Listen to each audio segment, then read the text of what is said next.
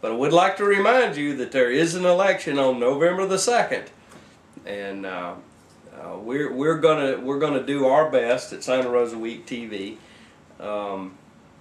There's 3 races that we're going to focus on, and before the election, we hope to have all the candidates that are in those races for you an opportunity to hear what they have to say. We have in the circuit judge position, which certainly got a lot of talk. Mike Flowers versus Alicia McDonald. That's the First Circuit, which is most of Escambia County. It catches Santa Rosa, Okaloosa, and part of Walton County. So that's a big area, and you know, hopefully, I never had to stand before. Look, I'm going to do everything I can never to have to stay in front of a circuit judge. Yeah. But it's an important position, folks. It really is. And take the time. The judicial candidates, they are hampered because they're not allowed to give positions or talk about cases. But go to Mike Flowers' webpage, go to Alicia McDonald's webpage, and start your research. And then we will also, we'll probably have about 15 minutes or so apiece for those 2 candidates. The next race that we're going to cover is going to be Bob Cole. He was successful in the Republican primary. County Commission District 2. County Commission District 2. He will face Prudence Caskey on November the 2nd for the District 2 seat. Yeah. And he's a Republican, and she's Christian Party. Christian Party, right? And certainly, well,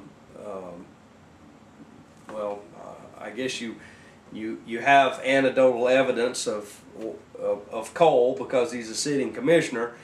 Prudence Caskey, she does have a web page, so I would suggest to you that you go take a look at that. I think that Bob probably has one. He's got a web page, right? too, yeah.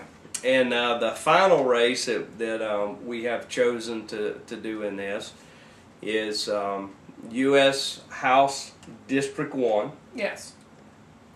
Which has Mr. Miller, Mr. Kraus, Mr. Cantrell, and Mr. Bryant, who is a write-in candidate. Miller running as a Republican, Kraus running as a NPA, Cantrell running as an NPA, Jim Bryant running as a write-in. Yes. So you actually won't see Mr. Bryant's name on the ballot. You'll just have to know to write it in. Over the next week, certainly we already have a commitment from Mr. Kraus. I'm quite certain that Mr. Cantrell will come to us. We're going to have a call into Congressman Miller's office. Yeah. And one of the things, let me be very clear about this. All these candidates are going to get asked if you want some free time. I'm not chasing you around. I chased Gordon Gooden all over the place trying to get him to take advantage of this. He did not. So let me make it very clear to all the folks that are in office. You're going to get the opportunity, and it's going to be a yes or no. And I'm not chasing you. If the answer is no, fine. We'll give additional time to the other candidates in that. And the other thing is, and we don't even want to start today, but the amendments. It appears that all court challenges are over. Yes. And and that has just recently been settled out. So we're going to take at least one show before the election. Yeah.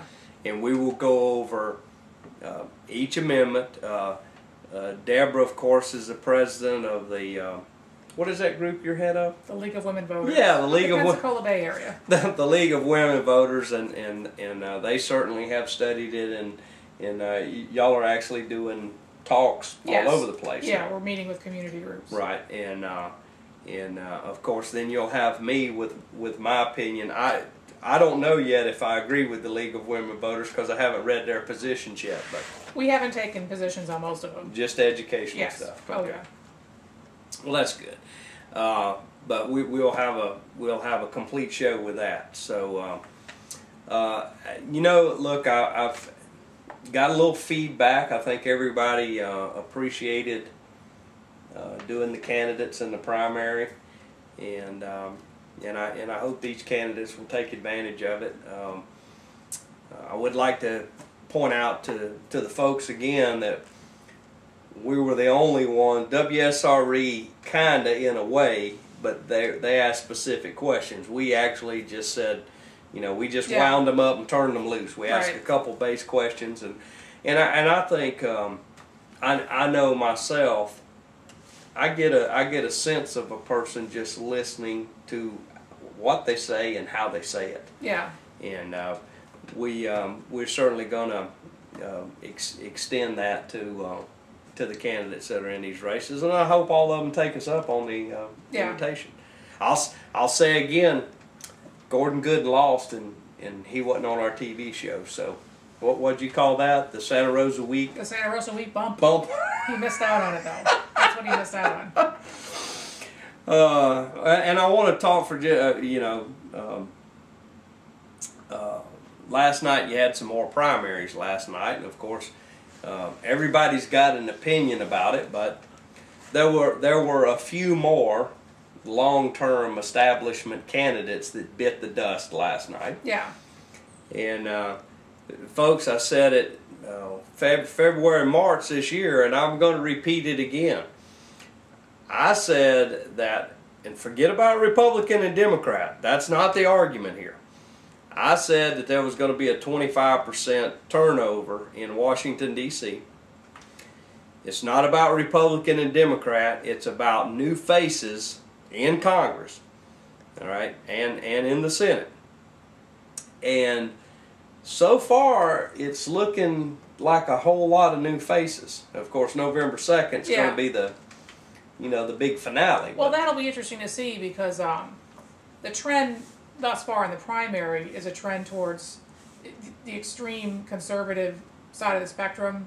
The extreme, I would call it reactionary, meaning they're reacting to things they don't like rather than coming up with solid plans as to how they would improve them.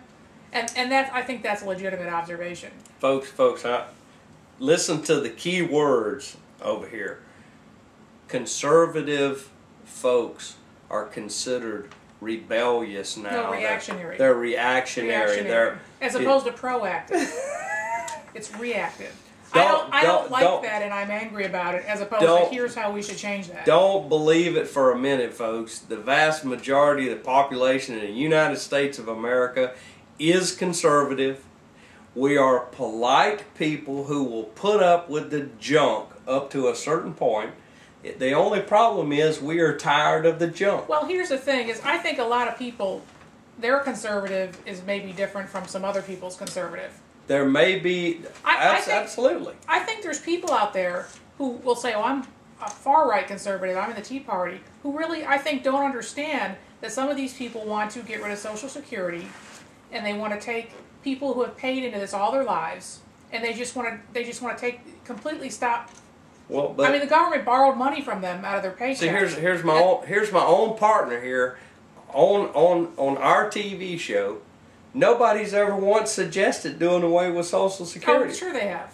No, they have not. They have suggested that it be privatized. That's the end of Social Security. No, it is not. Sure it is. Of course it is. Right now, there is zero money. Whoa. There is zero money. That's not true. In the Social Security fund. We just did a show about it, which you did not participate in. That's not true. There's a surplus sitting in Social Security. No, there's a surplus of IOUs. That's... Why should the government default against American workers? They're not going to default against China. You know, they're not going to default against somebody on Wall Street who's bought T-bills. So why should they default against, Joe Smith on Spring Street who they have IOUs? Here is my problem with how Social Security is being run today. We print the money, and then we pay ourselves interest. Now, I will tell you, In 2008, I got hurt in the stock market just like anybody else, but I'm almost back to even now, and that's okay because I look at it on the long term. You have a choice of your money being in the Social Security Administration or the so-called IOU lockbox, the Al Gore lockbox, making no interest, or you can invest it into the stock market and into companies that do pay. There's no guarantee of that. Well, there is That's gambling. I thought there is a guarantee. I thought it was a far right conservative thing that you were against gambling. If there is a guarantee, I will guarantee you that there is zero interest paid to the money that's in Al Gore's lockbox and the one that you're so happy to keep over there. Okay, there is an opportunity, and when you look at from 1920 until today, the U.S. stock market on average has earned about 11% return on the money. The problem with that is then you lose the insurance aspect of it. Then it's just individual people who are investing in the stock. I mean, it's no longer an insurance program and a safety umbrella for American workers. Well, it's gone. I just I think it's an absolute joke, but. And Social Security is in very good shape. It's in good shape. Sure it is. But back to the conservatism, folks. This is the kind of stuff that CNBC throws out there, and CNN throws out there. That conservative people are some kind of a radical organization. Is the Tea Party? Do you watch MSNBC? Absolutely. You do not. I take my clicker and I put it on CNBC. What do you watch on it? What do you watch on it? I put it Fox and CNBC, and when there's elections and things of that nature, I flip back and forth to come to the realization that CNBC must be on a different planet than I am. You're talking about MSNBC? MSNBC, yeah. They're completely, they must be on a different planet. They're watching something different than what I'm watching. Right, so automatically they must be wrong because you're not agreeing with them. Oh, I think a lot of times when you go back to the 08 crowning of the Lord and Savior Jesus Christ Obama, they said that utopia began. Right. And now all of a sudden they've had to bring in conservative people onto their studio because they're getting mauled every day with all the stupidity that they threw out there for a year. But what you have to understand is the reason that people are upset about what Obama's done is because he's drifted so far towards what Bush was doing that he might as well have been in the Republican Party.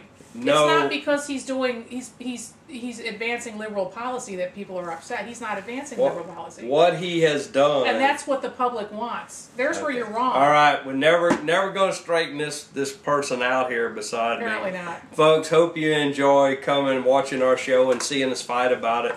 Hope you've enjoyed the show. I'm Jerry Cooey. I'm Deborah Nelson. Thanks for watching.